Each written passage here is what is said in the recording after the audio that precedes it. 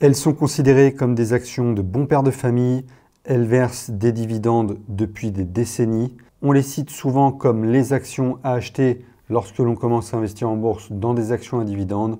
Ces actions sont les dividendes aristocrates. Coca-Cola, Pepsi, McDonald's, ExxonMobil ou encore Procter & Gamble, toutes ces entreprises font partie de ce club très sélect des dividendes aristocrates grâce notamment à ces trois critères. 1. Elles doivent faire partie du SP500, donc l'indice composé des 500 plus grandes entreprises américaines. 2. Elles doivent verser un dividende à leurs actionnaires depuis au moins 25 ans. Et 3. Ce dividende doit avoir été en constante augmentation. 67 entreprises composent le club très prisé des dividendes aristocrates à l'heure actuelle.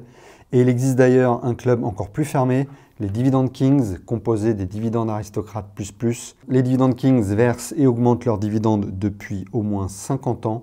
Et il y en a 54 au compteur à l'heure actuelle. Ces deux listes, celle des dividendes aristocrates et des Dividend Kings, sont mises à jour chaque année. Et chaque année, certaines sortent définitivement du club, que ce soit pour une coupure, une baisse ou une stagnation de leurs dividendes. Et chaque année, d'autres entrent à l'intérieur du club. Si vous voulez connaître l'ensemble de ces entreprises, je vous mets les liens vers ces deux listes en description de la vidéo. Mais derrière ces actions de bons pères de famille se cache un inconvénient selon moi, ou plutôt trois inconvénients. Et je considère qu'investir dans ce type d'entreprise diminue la performance d'un portefeuille, et ce pour trois raisons. Raison numéro 1, les dividendes aristocrates sont des entreprises en fin de cycle. Vous le savez peut-être, les entreprises ont comme nous, êtres humains, un cycle de vie.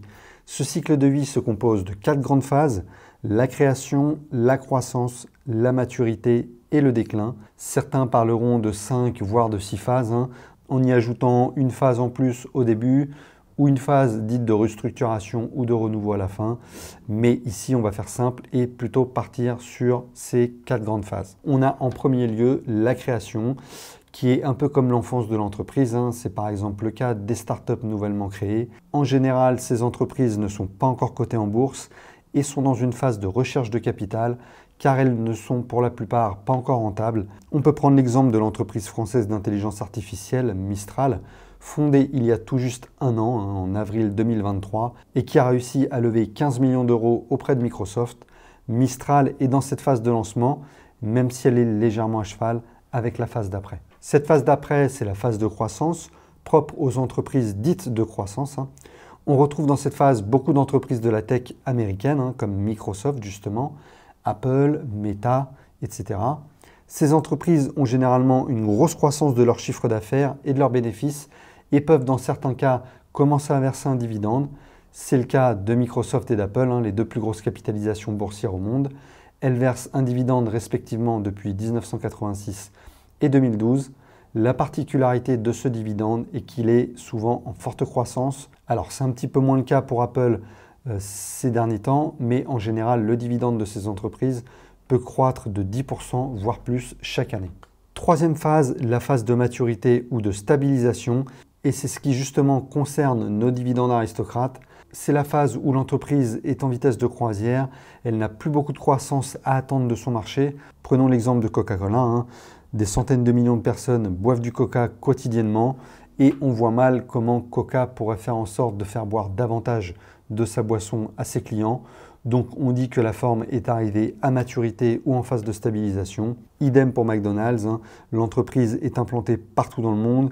Elle continue certes à ouvrir des restaurants, mais la croissance ne pourra pas être aussi élevée que dans les années 80 et 90, qui sont les décennies, je dirais, âge d'or de l'entreprise. Et c'est selon moi le gros problème des dividendes aristocrates. Le problème se trouve dans l'essence même de cette étiquette aristocrate. Si l'entreprise verse un dividende depuis aussi longtemps, c'est qu'il y a de grandes chances qu'elle soit une entreprise mature. Car la grande majorité des entreprises de croissance, et notamment celles ayant un dividende croissant, ne versent pas de dividendes depuis aussi longtemps que 25 ans. Et on peut très bien imaginer que Microsoft et Apple deviendront un jour des dividendes aristocrates et que potentiellement, il sera moins intéressant d'investir sur celle-ci. Et la quatrième phase, qui est le déclin, on peut dire que certaines dividendes aristocrates en font même partie. On peut penser notamment aux sociétés pétrolières comme Chevron et Exxon. Certes, il arrive que ces entreprises fassent de bonnes performances, comme en 2022, grâce notamment à l'augmentation du cours du pétrole en raison de la guerre en Ukraine, mais ici, ces entreprises sont clairement sur le déclin en raison du secteur dans lequel elles évoluent, à savoir celui de l'énergie et des hydrocarbures. Deuxième raison qui me font penser que les dividendes aristocrates amoindrissent la performance de son portefeuille, le fait qu'elles se focalisent, comme leur nom l'indique, sur le dividende, donc que sur les entreprises à dividendes et qui plus est, dividendes en croissance. Alors je suis personnellement en pleine rédemption par rapport à ça, hein. Moi qui n'investissais au départ que sur des actions à dividendes, je pense que se couper des entreprises qui ne versent pas de dividendes est bien dommage, hein, sachant qu'il y en a de très performantes, hein, notamment. Si on prend ne serait-ce que le fameux Magnificent Seven, Nvidia et Tesla ajoutés au GAFAM, parmi ces 7-là, on n'en a que 2 qui versent un dividende depuis quelques années, hein, ce sont Apple et Microsoft. On y ajoute Nvidia dont le dividende est plus qu'anodin, 0,3% de rendement, et Meta qui vient tout juste de commencer à en verser un. Et bien parmi ces 7 entreprises, hein, il y en a 3 qui ne versent pas de dividendes à l'heure actuelle, hein, Google, Amazon et Tesla. Et on peut bien sûr citer d'autres belles entreprises qui n'en versent pas, comme Berkshire Hathaway, Netflix, Adobe. Après, je suis bien conscient que l'ensemble des entreprises qui performent sont celles qui versent un dividende, et plus particulièrement celles qui l'augmentent rapidement, hein, je l'ai déjà dit d'ailleurs, mais je trouve ça dommage d'enlever de son screener toutes ces belles entreprises dont je viens de parler. Au-delà de ces entreprises, il y a également celles qui ont baissé, voire coupé leurs dividendes, hein, que l'on ne prend pas en compte dans ce cas-là. Certaines bonnes entreprises ont coupé leurs dividendes comme Disney en 2020, d'autres l'ont baissé comme Intel en 2023. Ces baisses ou ces coupures sont des choix d'allocation de capital, hein, en fonction de l'état des finances de l'entreprise.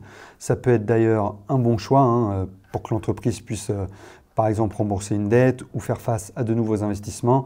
Il peut y avoir plusieurs raisons à cela, et le fait que ces entreprises coupent ou baissent leurs dividendes est le signe d'une mauvaise passe peut-être, hein, mais pas forcément d'une mauvaise décision. Du coup, qui dit baisse ou coupe du dividende dit sortie du club des dividendes aristocrates, et on enlève forcément de très belles entreprises par la même occasion. Et enfin, raison numéro 3, la plupart des dividendes aristocrates sous-performent le marché. La raison est assez simple, hein, de par leur minima en termes d'années de versement du dividende, à savoir au moins 25 ans. En investissant dans ces actions, on se coupe du secteur qui est le plus en croissance depuis 20 ans, celui de la tech. Alors oui, si l'on prend l'ETF spécifique au dividende aristocrate, le SPDR S&P US Dividend Aristocrate UCITS, on peut constater que celui-ci surperforme le marché de 1% sur les 20 dernières années, hein, mais ce pourcentage était de 2,5% l'an dernier, et vu la vitesse à laquelle les entreprises de la tech performent depuis plusieurs mois, il est possible que cet écart se resserre encore plus, voire soit dépassé par le SP500 d'ici peu. Pour rappel, les entreprises de la tech représentent près de 30% de l'ETF du SP500, hein, donc se priver des meilleures entreprises actuelles peut grandement limiter la performance de son portefeuille si l'on choisit d'investir principalement dans les dividendes aristocrates. Bon, il y a quand même des avantages à investir dans ces dividendes aristocrates, sous réserve d'analyser les bonnes entreprises parmi ce club-là. Et le principal avantage est une plus faible volatilité du cours de ces actions sur le long terme. Voilà tout pour les dividendes aristocrates. Dites-moi en commentaire si eh bien, vous investissez dans ce type d'actions, hein. Je serais curieux d'avoir votre point de vue sur la question. Mettez un petit like à cette vidéo si elle vous a été utile, et n'oubliez pas de vous abonner à la chaîne si cela n'est pas encore fait pour soutenir mon travail. Moi, je vous dis à bientôt dans une prochaine vidéo.